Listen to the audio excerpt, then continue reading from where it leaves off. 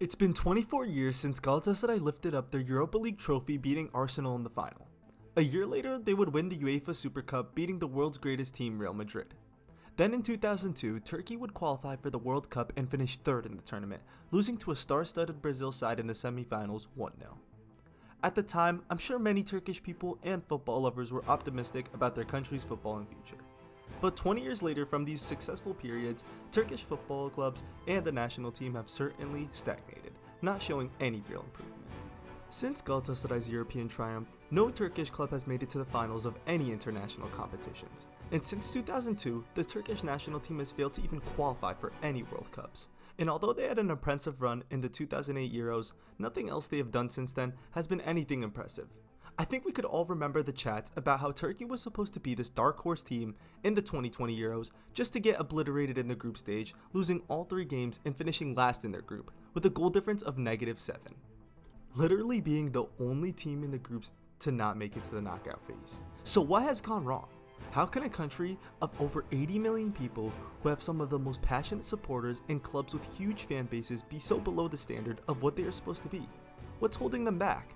Well, we will be going over that and some potential fixes for some of these problems. Starting with youth development. According to statistics from the Football Observatory in a study done in 2020, the Turkish Super Lig gives the least amount of time to under 21 players, tied with Saudi Arabia at 3.7%. To put that into example, the Chinese League gives more minutes to the youth than Turkey.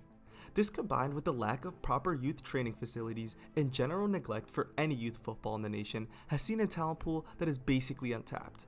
There could very well be the next Modric and other potential superstars that have just not been scouted due to a very poor youth system. And you know it's not a good sign when many of your most talented players have received their youth football upbringing in different nations.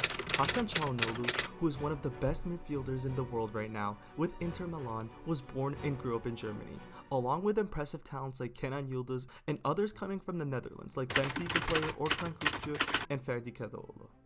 Some solutions I can think of that would help Turkey in the youth development side is, for one, having reserve teams that could play in the lower leagues of the Turkish footballing system to enable and encourage the youth to grow. Look at many top leagues around the world. Let's take the Bundesliga for example. Most Bundesliga clubs also have a second squad playing in the third or lower divisions, such as Bayern or Dortmund. This allows for young players to play in an environment with less pressure and expectation, focusing on growth of footballing ability instead of where they end up on the table, as they aren't playing for chasing a profit or getting trophies. The second reason, it's time to change your transfer policies. Most Turkish clubs are pressured to bring in the biggest names to appease fans who seem to have a win-at-all-cost mentality. Even if that cost is staying stagnant in Europe, a Turkish league title is more important than European success to basically all teams. This means that players who used to be world-class or near that level at one point get offered insane wages to play for the league.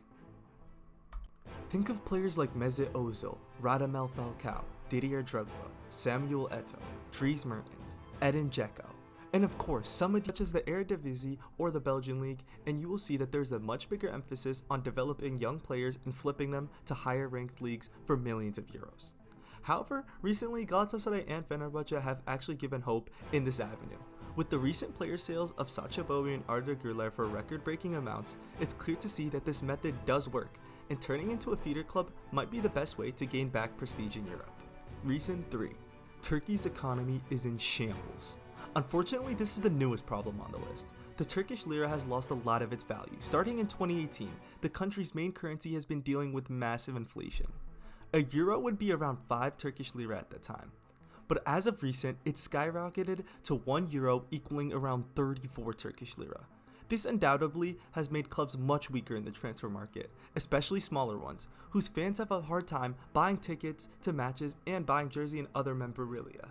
Even though Galatasaray and Fenerbahce are both in the top 20 of all European clubs when it comes to the number of jersey sales, due to their jerseys needing to be cheaper for the Turkish market, they make less money than clubs who sell less jerseys than them.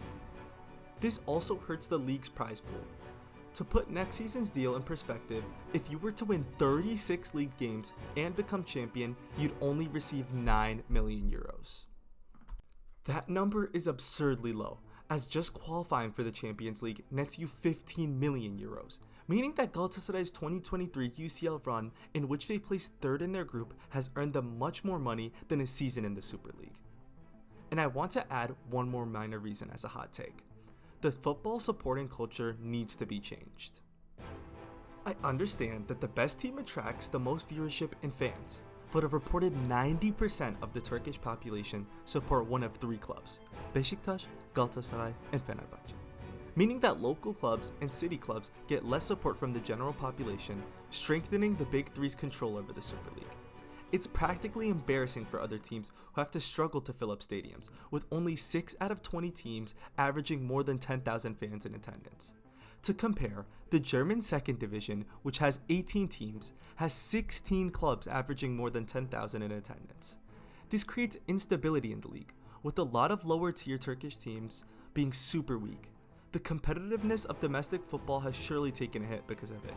This season's gap between second and third place being an insane 27 points. Turkish fans desperately need a stronger connection to local clubs, as although fans in Turkey are undoubtedly some of the most passionate, they all support the same 3 winning clubs. Only 6 teams have won the league title, and excluding Istanbul teams, only 2 sides have won it, being Trabzonspor 7 times and Bursaspor once in the 2010 season. It's clear to see what's going wrong in Turkish football. A lack of focus on youth talent, signing older stars who are past their prime, a crumbling economy, and the concentration of supporters on just 3 clubs has definitely hurt Turkish football's potential. Do you think that Turkey will be able to turn it around? Let me know, and make sure to like and subscribe.